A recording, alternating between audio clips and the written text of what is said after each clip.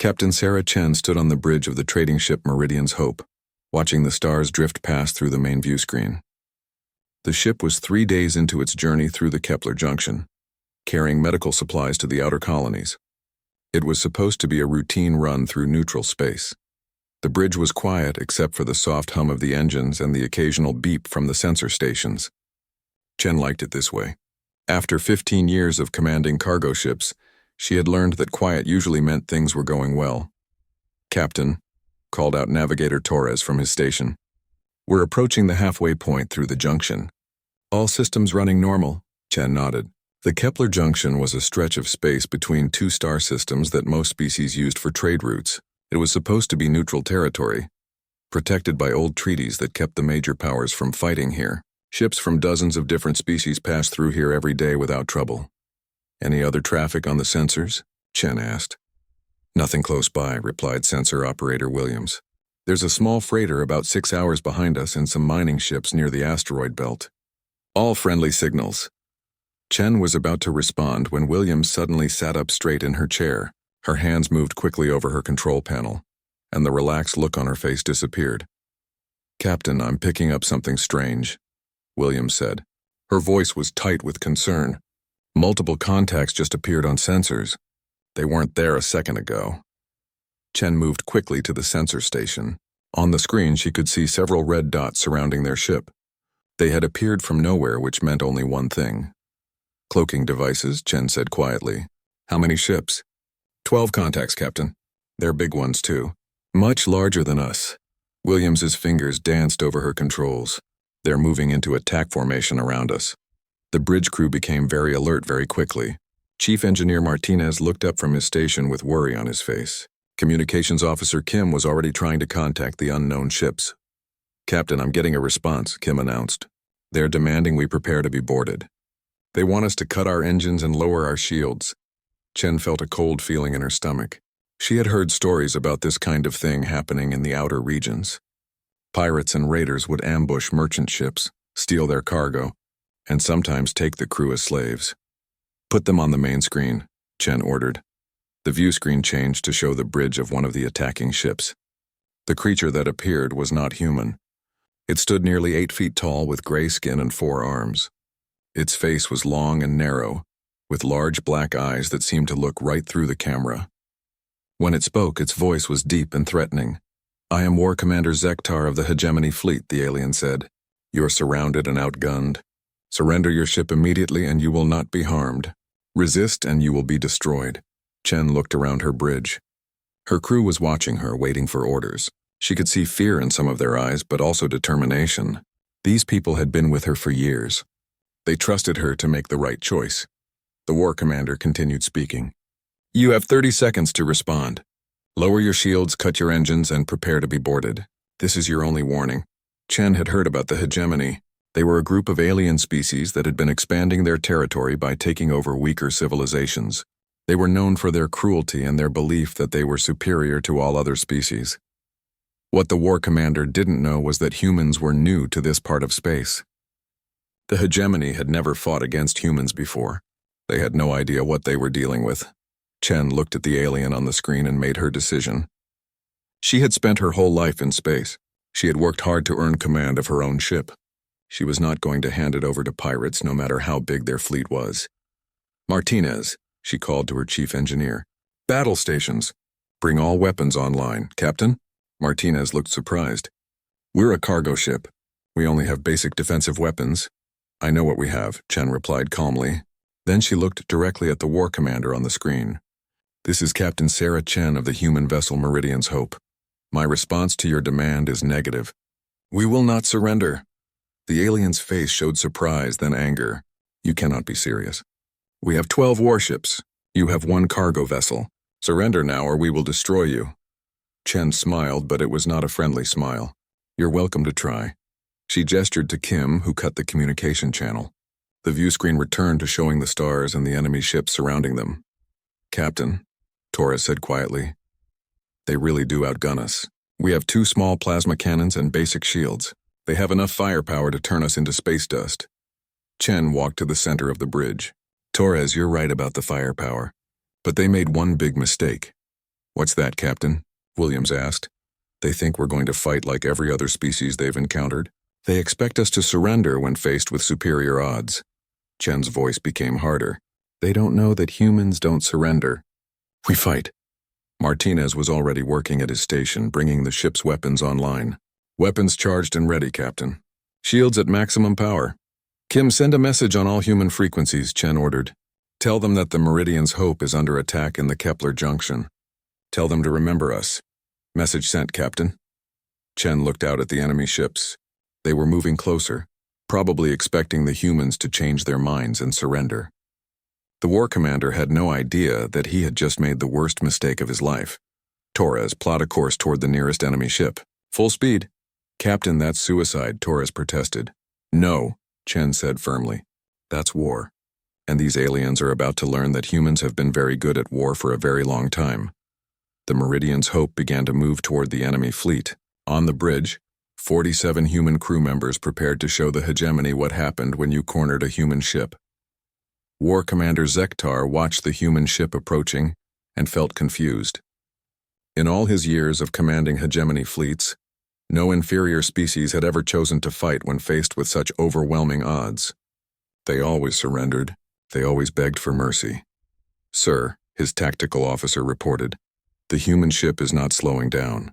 They appear to be on an attack course. Impossible, Zektar replied. They must be trying to bluff us. No species is foolish enough to fight when they cannot win. But as he watched the small human ship racing toward his fleet, Zektar began to realize that maybe humans were different. Maybe they really were planning to fight. He was about to find out just how different humans could be.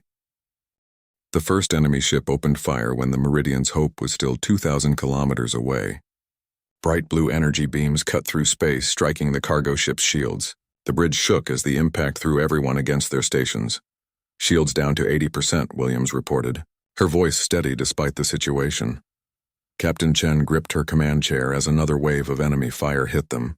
Martinez, I need more power to the shields. Already on it, Captain, Martinez called back from his engineering station.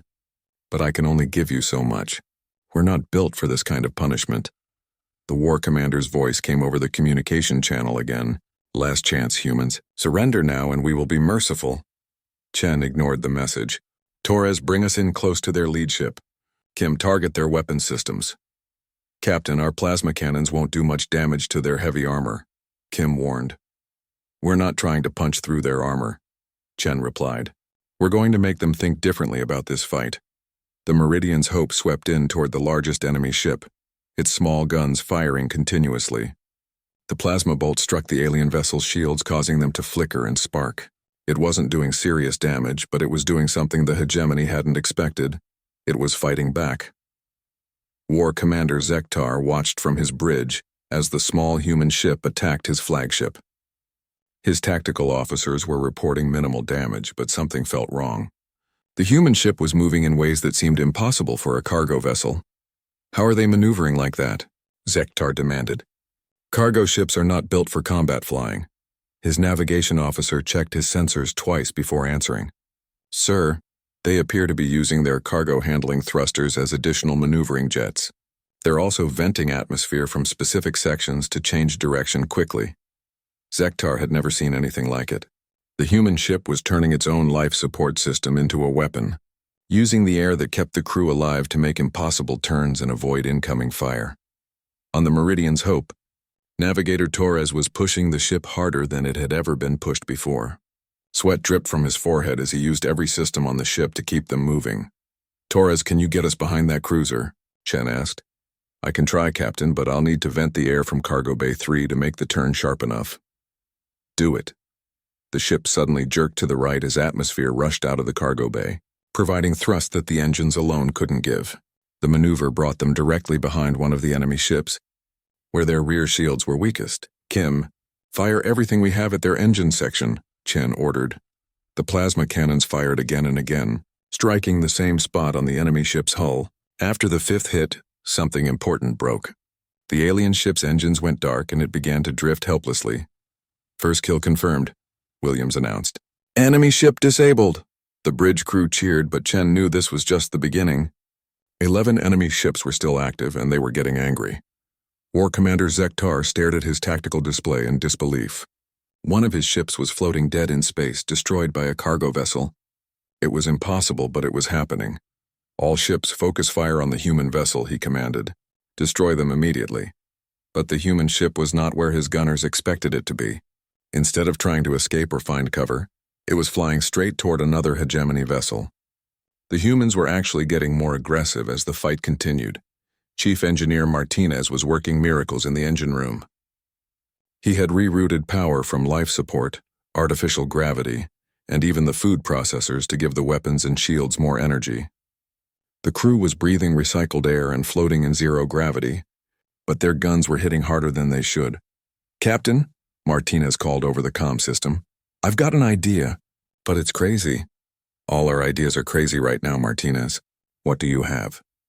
"The medical supplies we're carrying include radioactive isotopes for cancer treatment. If I can modify our torpedo tubes, we can fire them at the enemy ships. When they explode, they'll spread radiation that will contaminate their hulls." Chen thought for a moment. Using medical supplies as weapons went against everything she believed in as a cargo captain. But these aliens had attacked them without warning and demanded surrender. They had started this fight. "Do it," she ordered. 10 minutes later, the Meridian's Hope fired its first improvised dirty bomb at an enemy cruiser. The torpedo struck the alien ship and exploded, spreading radioactive material across its hull. The contamination didn't destroy the ship, but it forced the crew to seal off large sections to avoid radiation poisoning. The enemy ship's fighting ability was cut in half. "Second ship neutralized," Williams reported. War Commander Zektar was no longer confident about this battle. His fleet was supposed to be capturing a helpless cargo ship, not fighting a running battle against an enemy that refused to follow the rules of civilized warfare. "Sir," his communications officer reported, "the human ship is broadcasting again. Put it on the main screen." Captain Chen's face appeared, and Zektar was shocked by what he saw. The human woman looked calm and determined, but there was something in her eyes that made him uncomfortable. She looked like someone who had accepted that she might die, but had decided to make her death as expensive as possible for her enemies. "War Commander Zektar," Chen said, "you wanted to capture a human ship. I hope you're enjoying the experience." "You cannot win," Zektar replied. "You have damaged 2 of my ships, but you still face 10 others. Surrender now and I promise you a quick death." Chen smiled, and that smile made Zektar feel cold inside. "War Commander, you still don't understand. We're not trying to win. We're trying to make you regret starting this fight." The communication ended and the human ship began another attack run. Zektar realized that he had made a terrible mistake. He had expected to fight a normal cargo ship with a normal crew that would surrender when faced with superior force. Instead, he was fighting humans, and humans apparently didn't understand the concept of hopeless odds. The Meridian's Hope swept toward another enemy ship, and Zektar watched as his carefully planned ambush turned into a nightmare. The humans were not just fighting back. They were fighting like they had nothing to lose, and that Zektar was beginning to understand made them the most dangerous enemy he had ever faced. War Commander Zektar stood on his bridge watching his tactical display with growing alarm. What should have been a simple capture mission was turning into a disaster. 2 of his ships were out of action, and the small human cargo vessel was still fighting with increasing fury. "Sir, incoming transmission from Fleet Command," his communications officer announced. Zektar straightened his uniform before answering. "War Commander Zektar reporting." The holographic image of Admiral Kress appeared above the communication console. The Admiral's 4 eyes were cold with displeasure. "Zektar, our sensors show you are engaged in combat with a single cargo ship. Explain why this operation is taking longer than planned." "Admiral, the humans are not responding as expected. They refuse to surrender and are using unconventional tactics." Admiral Kress's expression grew even colder. "One cargo ship is giving you problems? You have 12 warships." "Had 12 warships, Admiral. 2 are disabled and the humans show no sign of backing down." The Admiral was silent for a long moment.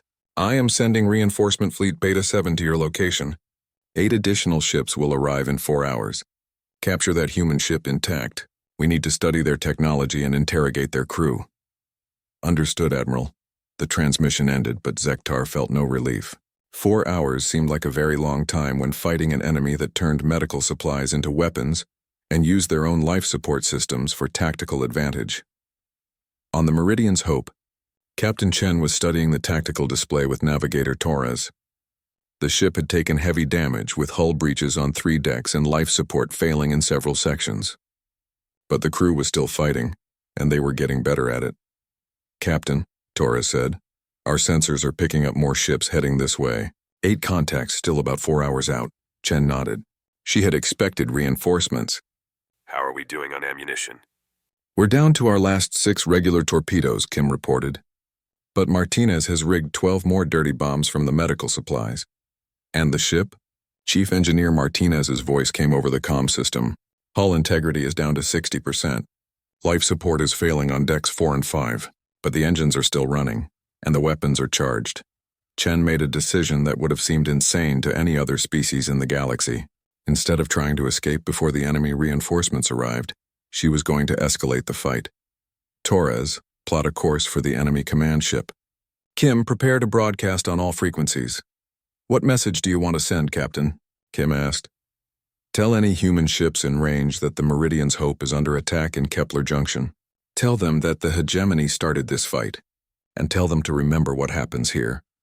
The message went out on every human communication frequency, spreading across the network of relay stations that connected human space. Within minutes, the news would reach every human colony and ship in this sector. War Commander Zektar received a copy of the human transmission and felt a chill run through his body. The message was not a call for help. It was a warning to other humans about what the hegemony was doing. Worse, it sounded like the humans expected their ship to be destroyed but wanted to make sure others knew who was responsible. "Sir," his tactical officer reported, "the human ship is approaching again. They're on a direct collision course. They're trying to ram us?" Zektar couldn't believe it. "At their current speed, they'll destroy themselves along with us." "Should we move to avoid them, sir?" Zektar hesitated. Moving his flagship away from a cargo ship would look cowardly to his crew, but letting it ram them would be suicide for everyone involved. "Evasive maneuvers," he finally ordered. The massive hegemony warship began to turn away from the approaching human vessel. As it did, the Meridian's Hope opened fire with everything it had. The plasma cannons and improvised dirty bombs struck the warship's side armor, causing significant damage. But the humans weren't finished. As they flew past the enemy ship, they released their remaining cargo containers. The containers were filled with raw materials for the colonies, including several tons of industrial explosives. Chief Engineer Martinez had rigged them to explode on contact. The cargo containers struck the hegemony warship and detonated, tearing huge holes in its hull. Atmosphere rushed out into space and internal explosions lit up the ship from inside. "Third enemy ship heavily damaged," Williams reported. "They're losing life support on multiple decks." War Commander Zektar watched in horror as his flagship took critical damage from cargo containers. The humans had turned their own trade goods into weapons. It was insane, but it was working. "Damage report," he demanded. "Hull breaches on 7 decks, his damage control officer reported. "Weapon systems offline. Engines at 50% power. Casualties are heavy." Zektar realized that his flagship was no longer combat effective. A cargo ship had neutralized 3 of his warships using nothing but improvised weapons and suicidal tactics.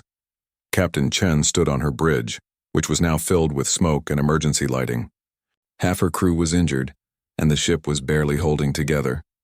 But they were still fighting. "Captain," Communications Officer Kim called out, "I'm picking up chatter from the remaining enemy ships. They're requesting permission to withdraw until reinforcements arrive." Chen smiled grimly. "Are they retreating?" "Not yet, but they're definitely scared. They're staying much farther away from us now." Torres looked up from his damaged navigation console. "Captain, we could try to run. Maybe reach the asteroid field before they reorganize." Chen shook her head. "No, we're not running. These aliens need to learn what happens when you attack humans. We're going to teach them. But Captain, the reinforcements—" "Let them come," Chen said firmly. "Every ship they send here is one less ship they can use to attack human colonies.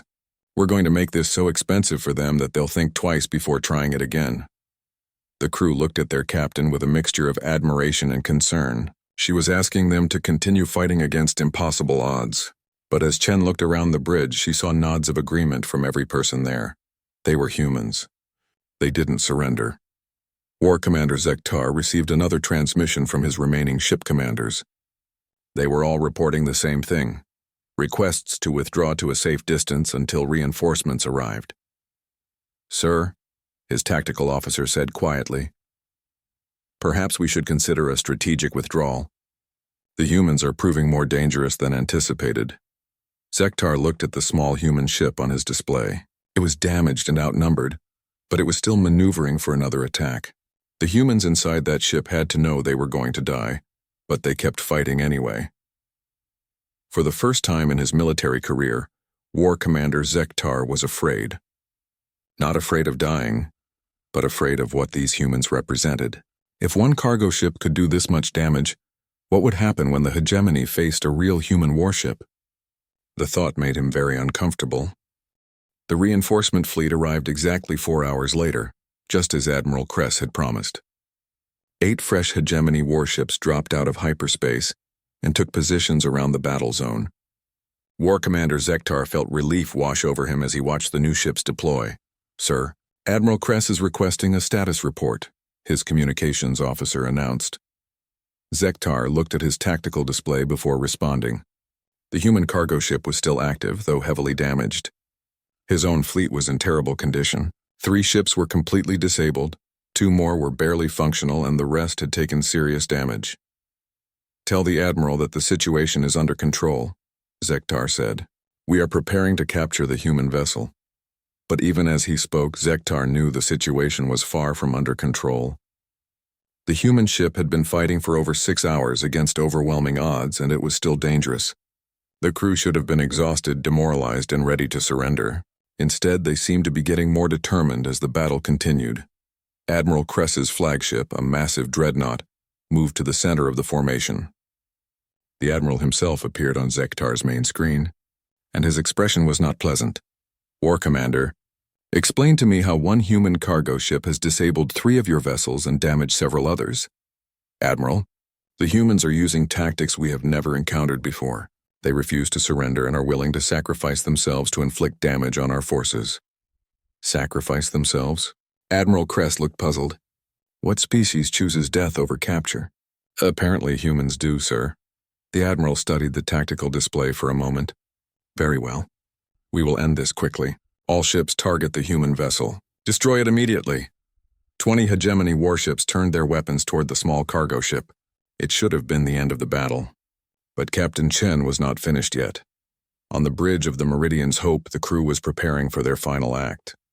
The ship was barely holding together. Life support had failed on half the decks. The hull was cracked in dozens of places, and radiation from their improvised weapons was making everyone sick. "Captain," Chief Engineer Martinez reported over the comm system, "the reactor is starting to overload. I can't keep it stable much longer." Chen nodded. She had been expecting this. "Martinez, how big an explosion would we get if the reactor went critical?"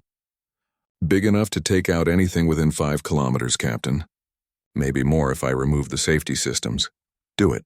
But give us 10 minutes first," Chen turned to her crew. "Everyone listen carefully. We're going to ram the enemy flagship. Martinez will overload the reactor just before impact.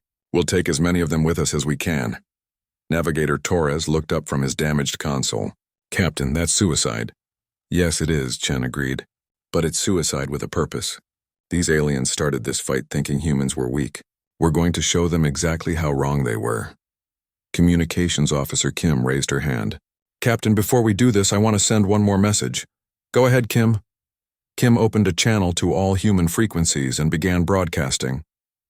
"This is the human vessel Meridian's Hope to all human ships and colonies. We are about to be destroyed by the hegemony fleet in Kepler Junction. We have disabled or damaged 11 enemy ships. Remember us. Remember what they did. And make them pay for it." The message ended, and the crew prepared for their final attack. War Commander Zektar watched the human ship begin its last approach. It was moving slowly now, damaged engines barely able to push it forward. Victory was finally within reach. "All ships fire when ready," Admiral Kress commanded. Energy beams from 20 ships converged on the small cargo vessel. The Meridian's Hope's shields collapsed immediately, and explosions began tearing through its hull, but somehow impossibly it kept coming. How are they still moving? Admiral Kress demanded. Their main engines are destroyed, Zektar's tactical officer reported. They're using thruster pods and venting atmosphere for propulsion. The human ship was literally falling apart as it approached the Admiral's flagship. Pieces of hull were spinning away into space and fires were visible through the broken sections. But it was still on course for a ramming attack. Admiral Kress watched the approaching wreck with a mixture of fascination and horror. They're all going to die, and they know it. Why don't they surrender? I don't think humans know how to surrender, sir, Zektar replied quietly. On the Meridian's Hope, Captain Chen was the only person left on the bridge. The rest of her crew had been killed or injured in the final bombardment. She was bleeding from multiple wounds, and her vision was starting to blur from radiation poisoning. But she could still see the enemy flagship growing larger on the main screen. Martinez, she called over the comm system. Are you ready? Ready, Captain, came the weak reply from engineering. Reactor overload in 30 seconds. Chen smiled as she watched the hegemony dreadnought trying to turn away from her ship. It was too late. The Meridian's Hope was going to hit them, and when it did, the reactor explosion would destroy both ships. This is for attacking a human ship, Chen whispered. The cargo vessel struck the enemy flagship just as the reactor went critical. The explosion lit up space for thousands of kilometers in all directions. When the light faded, both ships were gone, along with 3 other hegemony vessels that had been too close to the blast. War Commander Zektar stared at the empty space where Admiral Kress's flagship had been. The most powerful ship in the hegemony fleet had been destroyed by a cargo vessel. It was impossible to believe, but he had watched it happen. Damage report from all ships, he ordered in a shaky voice. The reports that came back were devastating. Admiral Kress was dead, along with his entire crew. 4 ships were completely destroyed. 3 more were heavily damaged and would need months of repair. The human cargo ship had taken 15 hegemony vessels with it when it died. Sir, his communications officer said quietly, we're receiving transmissions from human space. Multiple battle fleets are being mobilized. They're demanding to know what happened to the Meridian's Hope. Zektar closed his eyes. The humans knew about the battle. They knew the hegemony had attacked one of their ships, and based on what he had just witnessed, they were not going to respond diplomatically. Sir, what should we tell Fleet Command? His tactical officer asked. Zektar looked at the tactical display, showing the wreckage of what had been the most powerful hegemony fleet in this sector. All destroyed by 47 humans who refused to surrender. Tell them, Zektar said slowly, that we have made a terrible mistake. Tell them that humans are not like other species, and tell them that we may have just started a war we cannot win. As the surviving hegemony ships limped away from the battle zone, War Commander Zektar realized that everything had changed. The hegemony had built its empire by conquering species that would surrender when faced with superior force. But humans, apparently, didn't surrender. They fought until they died, and they made their deaths as expensive as possible for their enemies. The thought kept Zektar awake for many nights afterward. 3 days after the battle at Kepler Junction, War Commander Zektar stood in the communication chamber of his damaged flagship, preparing to make the most difficult report of his military career. The chamber was cold and dark, lit only by the blue glow of the transmission equipment. Behind him, the medical bay was filled with wounded crew members. Half his ships were barely functional, and the rest were severely damaged. What had started as a simple ambush of a cargo ship had turned into the worst military disaster in recent hegemony history. The holographic projector activated, and the imposing figure of Supreme Commander Vorth appeared in the chamber. Vorth was the supreme military leader of the hegemony, a massive creature with 6 arms and armor-plated skin. His yellow eyes fixed on Zektar with undisguised anger. War Commander Zektar, Vorth's deep voice echoed through the chamber. You were ordered to capture 1 human cargo ship. Instead, you have lost Admiral Kress, his flagship, and 14 other vessels. Explain this failure. Zektar straightened his uniform and tried to find the right words. How could he explain that a single cargo ship had destroyed 15 warships? How could he make the Supreme Commander understand what humans were capable of? Supreme Commander, the human vessel did not respond as expected. They refused all demands for surrender and fought to the death. Fought to the death? Vorth's voice showed confusion. A cargo ship fought 15 warships to the death? Yes, sir. They used unconventional tactics and improvised weapons. They turned their medical supplies into dirty bombs, used their cargo as explosives, and finally rammed Admiral Kress's flagship while detonating their reactor. Supreme Commander Vorth was silent for a long moment. In all his years of military service, he had never heard of such tactics. Most species, when faced with overwhelming force, would surrender and negotiate for better treatment. It was the civilized way to conduct warfare. What species chooses destruction over capture? Vorth finally asked. Humans, sir, and I believe we have seriously underestimated them. Zektar activated a tactical display showing the battle. The human ship, Meridian's Hope, was a simple cargo vessel carrying medical supplies. 47 crew members, minimal weapons, basic shields. By all military doctrine, they should have surrendered immediately. The display showed the progression of the battle, with hegemony ships being disabled one by the small human vessel. Instead, they fought for over 6 hours against impossible odds. They used their life support systems for maneuvering, their medical cargo for weapons, and their ship itself as a final weapon. When they died, they took 15 of our ships with them. Supreme Commander Vorth studied the tactical data with growing concern. What was their strategic objective? What did they hope to accomplish? I don't think they were trying to win, sir. I think they were trying to send a message. What message? Zektar hesitated, then spoke the words that had been haunting him for 3 days. That attacking humans comes with a price. That they will make any victory against them so expensive that it's not worth the cost. The Supreme Commander's yellow eyes narrowed. Are you saying that a cargo ship crew committed suicide just to inflict casualties on us? Yes, sir. And there's more. Zektar activated another display. Before they died, the humans broadcast detailed information about our ships, our tactics, and our weapons to all human space. They transmitted tactical data that will help other humans fight against us. Supreme Commander Vorth absorbed this information with growing alarm. Show me the human response to this incident. Zektar brought up intelligence reports from across human space. The news was not good. Human military fleets are mobilizing in 12 sectors.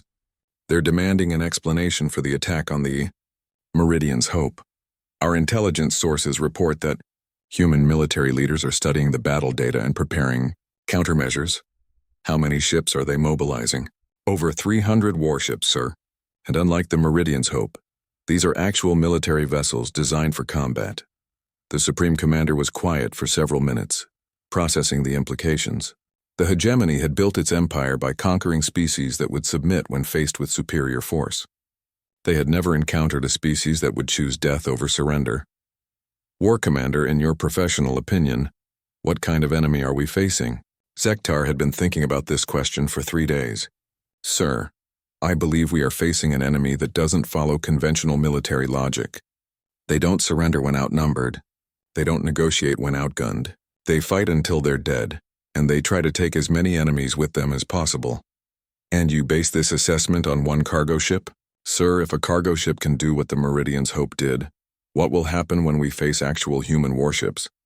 If civilian traitors are willing to die rather than surrender, how will trained military personnel respond?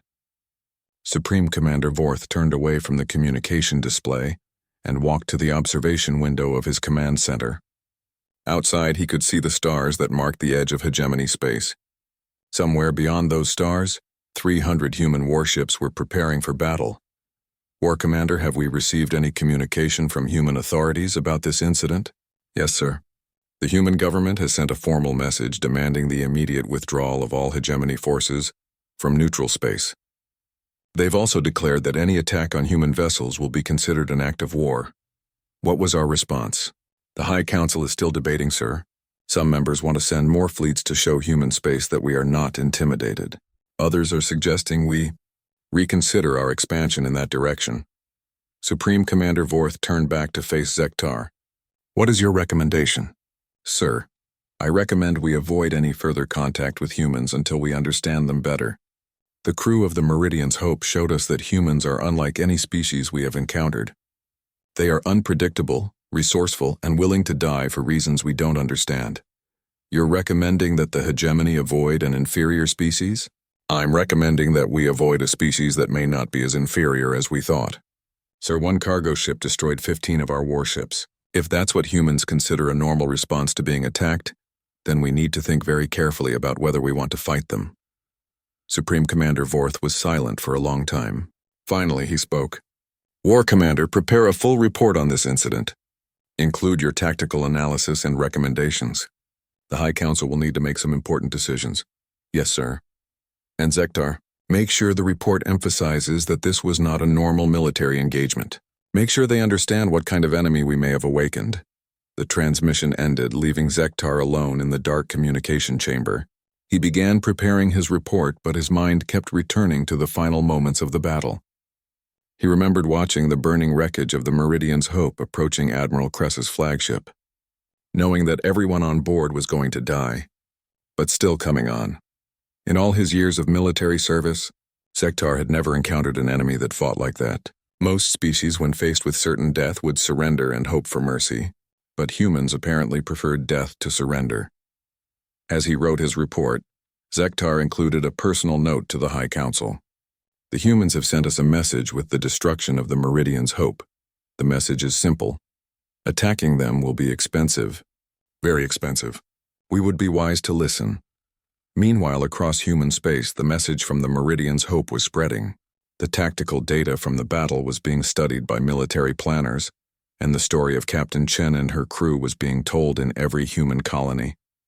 The hegemony had expected to capture a helpless cargo ship. Instead, they had awakened something that they were not prepared to face. They had learned that humans didn't surrender, didn't negotiate from a position of weakness, and didn't consider overwhelming odds to be a reason to give up.